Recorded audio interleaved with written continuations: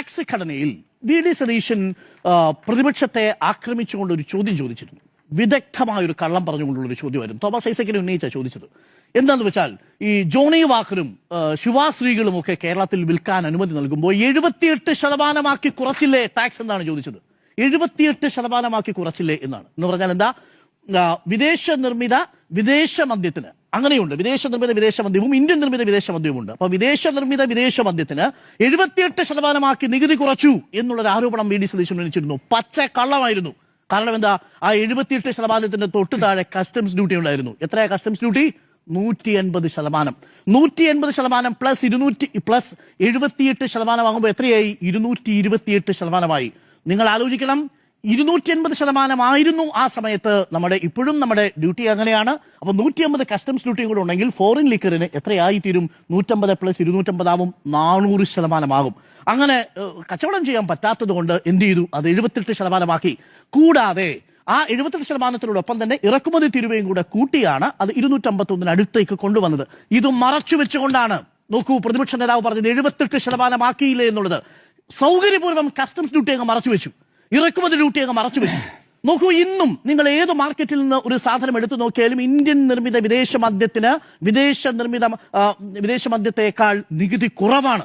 അതാണ് ഘടന, അതാണ് ആശ്രയം. അവിടെ ഇടത് സർക്കാരിന്റെ കാലത്ത് ഒരു തരത്തിലുള്ള മാറ്റവും വരുത്തിയില്ല. അപ്പോൾ ഇത് കള്ളം പറഞ്ഞുകൊണ്ട് പ്രതിരോധിക്കാൻ ശ്രമിക്കുന്നത് തങ്ങളുടെ വാദം എത്ര ദുർബലമാണ് എന്നത് വി ഡി സതീശൻ അറിയാവുന്നത് കൊണ്ടാണെന്നുള്ളതാണ് എന്റെ പക്ഷം. രണ്ടാമത്തെ പ്രധാനപ്പെട്ട ഒരു കാര്യം കൂടി പറയാം. ഇടത് സർക്കാർ കൊണ്ടുവന്ന നയമല്ലേ ഈ വീര്യം കുറഞ്ഞ മദ്യം എന്നുള്ളതാണ്. വീര്യം കുറഞ്ഞ മദ്യം ഇടത് സർക്കാർ കൊണ്ടുവന്നിട്ടുണ്ട്. ഇടത് സർക്കാർ അങ്ങനെ ഒരു നയത്തിൽ കൊണ്ടുവന്നിട്ടുണ്ട്. പക്ഷെ നയത്തിൽ കൊണ്ടുവരുന്നതിന് മുമ്പ് ഒരു പഠനം നടത്തിയിരുന്നു, ഒരു കമ്മീഷനെ വെച്ചിരുന്നു.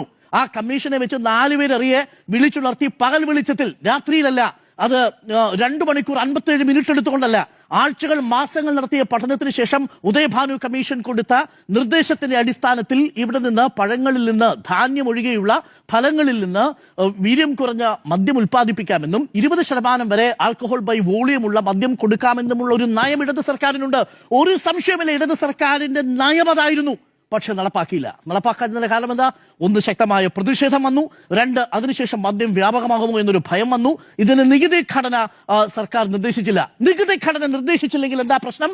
നികുതി ഘടന നിർദ്ദേശിച്ചില്ലെങ്കിൽ നയം നിങ്ങളുടെ ചട്ടത്തിലുണ്ടെങ്കിൽ പോലും ആ മദ്യം നിങ്ങൾക്ക് പുറത്തിറക്കാൻ പറ്റൂല. ആരനുമതി കൊടുക്കണം? ഒരു പ്രൊഡക്റ്റ് പുറത്തിറക്കണമെങ്കിൽ GST കമ്മീഷണർ അനുവാദം കൊടുക്കണം. എന്നാൽ GST കമ്മീഷണർ ഇടത് സർക്കാരിന്റെ കാലത്ത് വീര്യം കുറഞ്ഞ മദ്യത്തിന് അനുമതി നൽകിയോ? നൽകിയില്ല. നൽകാഞ്ഞതിനൊരൊറ്റ കാരണമേ GST കമ്മീഷണർ പറഞ്ഞുള്ളൂ, അത് നികുതി ഘടന നിശ്ചയിക്കാത്തത് കൊണ്ട് നിലവിൽ നിർവചനങ്ങൾ ഉണ്ടെങ്കിൽ പോലും അത് കൊടുക്കാൻ കഴിഞ്ഞിട്ടില്ല എന്നുള്ളതാണ്. അപ്പോൾ ആദ്യം ഗോവിന്ദൻ മാഷിന്റെ അടുത്തേക്ക് ബക്കാഡി ബ്രീസർ എന്ന് പറയുന്ന ഒരു ഉൽപ്പന്നം അപേക്ഷയുമായി വരുന്നു. ആ സമയത്ത് വീര്യം കുറഞ്ഞ മദ്യത്തെ നിർവചിക്കാൻ ആവശ്യപ്പെടുന്നു.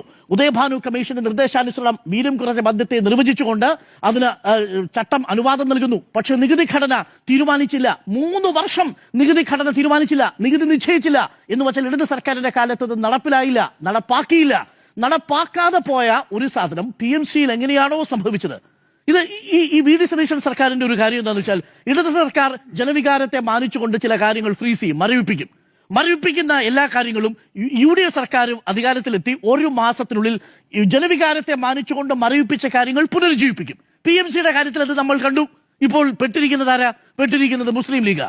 വി ഡി സതീശൻ PMCയുമായി ബന്ധപ്പെട്ട കാര്യത്തിൽ വന്ന് പറഞ്ഞതെല്ലാം പൊളിഞ്ഞു പോകുന്നത് നമ്മൾ കണ്ടു. രണ്ടാമത്തെ കാര്യം എന്താ വരുന്നു? ഇപ്പോൾ മദ്യനയവുമായി ബന്ധപ്പെട്ടുകൊണ്ട് LDF സർക്കാരിന്റെ കാലത്ത് മദ്യനയം വന്നെങ്കിലും നടപ്പാക്കാതെ, നികുതി നിശ്ചയിക്കാതെ, അത് വിപണിയിൽ അനുവാദം നൽകാതിരിക്കുന്ന സാഹചര്യമുണ്ടായി. ഇപ്പോൾ ഇതാ LDF സർക്കാർ മരവിപ്പിച്ചൊരു കാര്യം മദ്യത്തിന്റെ കാര്യത്തിലും വി ഡി സതീശൻ പുനരുജ്ജീവിപ്പിക്കുകയാണ് എന്നുള്ളതാണ്. അപ്പോൾ LDF സർക്കാർ കുഴിച്ചു മൂടുന്ന കാര്യങ്ങളെ കുഴി തോണ്ടി എടുത്തുകൊണ്ട് വരാനുള്ള ഒരു നടപടിയാണോ വി ഡി സതീശൻ ചെയ്തുകൊണ്ടിരിക്കുന്നതെന്നാണ് അറിയാതെ ചോദിച്ചു എന്ന് മാത്രം. ഇനി ഒരു കാര്യം കൂടി എനിക്ക് പ്രേക്ഷകരോട് പറയാനുണ്ട്. ഇതിൽ എന്താ യഥാർത്ഥത്തിൽ സംഭവിക്കാൻ പോകുന്നത്? സംസ്ഥാന സർക്കാരിന് ഏകദേശം 300 കോടി രൂപയോളം വരുമാന നഷ്ടം ഉണ്ടാകുന്നു എന്നുള്ളതാണ് ഇതിനകത്തെ പ്രശ്നം. നിലവിൽ നമ്മുടെ നാട്ടിൽ ഈ ബക്കാഡി ബ്രീസർ വിൽക്കാൻ പറ്റൂലേ? ഞാൻ സാങ്കേതികമായി അന്വേഷിച്ചപ്പോൾ വിൽക്കാൻ പറ്റും, ബക്കാഡി ബ്രീസർ വിൽക്കാൻ പറ്റും. പക്ഷെ ഒറ്റ പ്രശ്നമേ ഉള്ളൂ, 251% ടാക്സ് കൊടുത്ത് ബക്കാഡി ബ്രീസർ വിൽച്ചാൽ നഷ്ടം. ആർക്കാ നഷ്ടം? അത് വിൽക്കൂല. അത് ഉത്പാദനം നിങ്ങൾ കർണാടകയിൽ 130 രൂപയ്ക്ക്, കേരളത്തിൽ നിങ്ങൾക്ക് 260 രൂപയ്ക്ക് കൊടുക്കേണ്ടി വരും. വലിയ ഹോട്ടലുകളിൽ ഇപ്പോൾ വിൽക്കുന്നുണ്ട്. ഈ നിലവിൽ ഇതേ ടാക്സ് റേറ്റിൽ വിൽക്കുന്നുണ്ട്. ഇതാണ് അവസ്ഥ. അപ്പോ 281 നിന്ന് 120 കുറയ്ക്കുക. ഇനി നോക്കൂ, ഇതൊക്കെ തുറന്നൊരു മദ്യനയത്തിന്റെ ഭാഗമായി അങ്ങ് പറഞ്ഞാൽ മതി. എനിക്കൊരു സംശയവുമില്ല ഇത് വരും കാലങ്ങളിൽ ഈ പറയുന്ന ബെക്കാഡി ബ്രീസിലാണെങ്കിലും ബെക്കാഡി പ്ലസ് ആണെങ്കിലും ഇപ്പോ റിലയൻസിന്റെ തന്നെ മറ്റൊരു പുതിയ ബ്രാൻഡ് കാംപ എന്ന് പറയുന്ന ഒരു ബ്രാൻഡ് 4700 കോടി രൂപ മറ്റ് സംസ്ഥാനങ്ങളിലടക്കം ഇന്ത്യയിൽ വിറ്റുവരെ ഉണ്ടാക്കിയിരിക്കുന്ന വീര്യം കുറഞ്ഞ മദ്യമാണ്. അതടക്കമുള്ള മദ്യം കേരളത്തിലേക്ക് എത്തുമെന്ന കാര്യത്തിൽ എനിക്കൊരു സംശയവുമില്ല. പക്ഷേ അത് സംശയത്തിന്റെ നിഴലിൽ പാതിരാത്രിയിലാകരുത് ഫയൽ നീക്കം എന്നുള്ളതാണ്. നിങ്ങൾ നോക്കൂ, എന്തൊരു ശരവേഗതയിൽ ഞാൻ അതിലേക്ക് തിരിച്ചു വരുന്നത്, ആ വേഗതയിലേക്ക് തിരിച്ചു വരുന്നത്. അവിടെയാണ് ദുരൂഹതകൾ ഉണ്ടാകുന്നത്. എന്താണ് ദുരൂഹത? അർത്ഥത്തിൽ 2 മണിക്കൂർ 57 മിനിറ്റിലാണ് ഫയലിന് ജീവൻ വയ്ക്കുന്നത്. ആ ഫയലിന്റെ വരവേ ഒന്ന് ആലോചിച്ച് നോക്ക്. 3 വർഷം മുമ്പ് ഒരു ഫയൽ ഉണ്ടായി. ഞാനൊരു സാധാരണ ഡെപ്യൂട്ടി സെക്രട്ടറിയോട് ചോദിച്ചു, നിങ്ങൾ 3 വർഷം മുമ്പ് ഒരു ഫയൽ ഉപേക്ഷിച്ചിട്ടാൽ ആ ഫയല് മുഖ്യമന്ത്രിയുടെ ശ്രദ്ധയിൽപ്പെടണമെങ്കിൽ എന്തൊക്കെ ചെയ്യണം? അതൊന്നുകിൽ ഒരു നോട്ട് നിങ്ങൾ കൊടുക്കണം. ഈ കാര്യത്തിൽ നോട്ട് ജനറേറ്റ് ചെയ്തിട്ടുണ്ടോ? ഇൻട്രസ്റ്റിംഗ് തിങ്, ഞാൻ 100% ഞാൻ വിശ്വസിക്കുന്നു ഇതിലൊരു നോട്ട് ജനറേറ്റ് ചെയ്തിട്ടില്ല. ഇതൊരു ഫോൺ കോളിലൂടെയാണ് സാധിച്ചിരിക്കുന്നത്. ഫോൺ കോളിലൂടെ എവിടെ നിന്ന് സാധിച്ചു?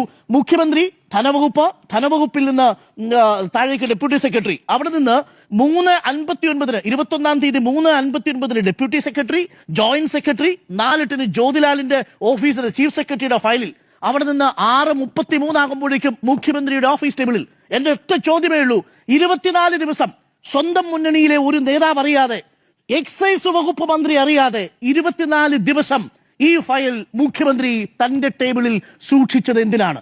ആരും അറിയാതെ ഇടത് സർക്കാർ മരവിപ്പിച്ച നികുതി നിർദ്ദേശം വെക്കാതെ, നികുതി ഘടന നിശ്ചയിക്കാതെ മാറ്റിവെച്ച 3 വർഷം മുമ്പ് മാറ്റിവെച്ച ഒരു ഫയൽ മറ്റാരും അറിയാതെ ഒരു മദ്യനയം രൂപീകരിക്കും മുമ്പ് തിടുക്കപ്പെട്ട് 24 ദിവസം ഫയൽ സ്വന്തം ടേബിളിൽ വെച്ച് മുഖ്യമന്ത്രി ഒറ്റയ്ക്ക് തീരുമാനമെടുത്തത് എന്ത് താല്പര്യപ്രകാരമാണ് എന്ന ഒറ്റ ചോദ്യത്തിന് ഉത്തരം തന്നാൽ മതി. ആ ഒറ്റ ചോദ്യമേ ഉള്ളൂ. ആ ഒറ്റ ചോദ്യത്തിന് ഇതുവരെയും വി ഡി സതീശൻ ഉത്തരം നൽകിയിട്ടില്ല. ഒടുവിൽ രാത്രി 12:12 ജൂലൈ 14-ാം തീയതി അത് ബഡ്ജറ്റിന്റെ ഭാഗമാകാനുള്ള തീരുമാനമെടുക്കുന്നു. 8:45 പിറ്റേ ദിവസം രാവിലെ അത് ബഡ്ജറ്റിന്റെ ഭാഗമാകുന്നു. ഈ 24 ദിവസത്തിനിടയിൽ നടന്നതെന്ത് എന്നതാണ് ഏറ്റവും പ്രധാനപ്പെട്ട ചോദ്യം. പ്രേക്ഷകർക്കറിയാം, 100 മുതൽ 300 കോടി രൂപ വരെ ടേൺ ഓവർ പ്രതീക്ഷിക്കുന്ന ഒരു കച്ചവടം, ആ കച്ചവടത്തിന് വിപണി തുറന്നു കൊടുക്കുന്നതിനുള്ള നീക്കമായിരുന്നു വകുപ്പ് മന്ത്രി അറിയാതെ, UDF-ലെ മറ്റ് ഘടകകക്ഷികൾ അറിയാതെ മുഖ്യമന്ത്രി ഒറ്റയ്ക്കെടുത്ത തീരുമാനം. ആ തീരുമാനത്തിന്റെ പരിണിത ഫലമാണ് ഇപ്പോൾ മുഖ്യമന്ത്രിയെ പ്രതിരോധത്തിലാക്കിയിരിക്കുന്നത്. ഇതെന്നിട്ട് പറയുന്നൊരു വാദകമുണ്ട്, മദ്യവിരുദ്ധത്തിന് വേണ്ടിയാണ് ഇത് കൊണ്ടുവന്നിരിക്കുന്നത് എന്നുള്ളതാണ്. പ്രിയപ്പെട്ട പ്രേക്ഷകരെ, സൈഡറാണെങ്കിലും ബ്രീസലാണെങ്കിലും പ്ലസ് ആണെങ്കിലും ഇതൊക്കെ ഉപയോഗിച്ചിരിക്കുന്ന ഒരു നാട്ടിലെയും ജനങ്ങൾ മദ്യത്തോട് ആസക്തി ഇല്ലാതെയല്ല മാറിയത്. വൈനിൽ തുടങ്ങി, ബീറിൽ തുടങ്ങി, സൈഡറിൽ വന്ന് 40%, 46%-ത്തിലേക്കും ഒക്കെ മുന്നോട്ട് ചവിട്ടിക്കേറിപ്പോയ ചരിത്രമേ നമ്മുടെ മുന്നിലുള്ളൂ. അതുകൊണ്ട് ദയവ് ചെയ്ത് ഇത് മദ്യനിരോധനത്തിനും മദ്യവിമുക്തിക്കും വേണ്ടിയാണ് ഞങ്ങൾ വീര്യം കുറഞ്ഞ മദ്യം കൊണ്ടുവരുന്നതെന്ന ഉട്ടോപ്പിയിലെ സിദ്ധാന്തം ഇവിടെ അവതരിപ്പിക്കരുത്. ഒരു ശാസ്ത്രീയ പഠനവും അതിനെ തെളിവായി കൊണ്ടുവരുന്നില്ല എന്നുള്ളതാണ്. അപ്പോൾ ഒരിക്കൽ കൂടി ഞാൻ എന്റെ നിലപാട് പറഞ്ഞ് അവസാനിപ്പിക്കാം. ഇതൊക്കെ വരും കാലങ്ങളിൽ കേരളത്തിൽ വിൽക്കേണ്ടി വരും, അതിൽ ഒരു സംശയവുമില്ല. പക്ഷേ നാട്ടുകാരെ സംശയത്തിന് മുന്നിൽ നിർത്തി പാതിരാത്രിക്കല്ല മദ്യനയവുമായി ബന്ധപ്പെട്ട നികുതി നിശ്ചയിക്കുന്ന ഒരു ഫയൽ നീക്കേണ്ടത് എന്നുള്ളതാണ്. അത് ബന്ധപ്പെട്ട മന്ത്രിയെ അറിയിച്ച്, വകുപ്പിനെ അറിയിച്ച് പത്രസമ്മേളനം വിളിച്ചു പറയൂ, LDF സർക്കാരിന്റെ കാലത്ത് തീരുമാനിച്ച വീര്യം കുറഞ്ഞ മദ്യം ഞങ്ങൾ വിൽക്കാൻ തീരുമാനിക്കുന്നു, അതിന് നികുതി നിശ്ചയിക്കാൻ പോവുകയാണ് എന്ന് പറയാനുള്ള ആംബിയർ വേണം. ആംബിയർ, അത് മാത്രമേ എനിക്ക് പറയാനുള്ളൂ.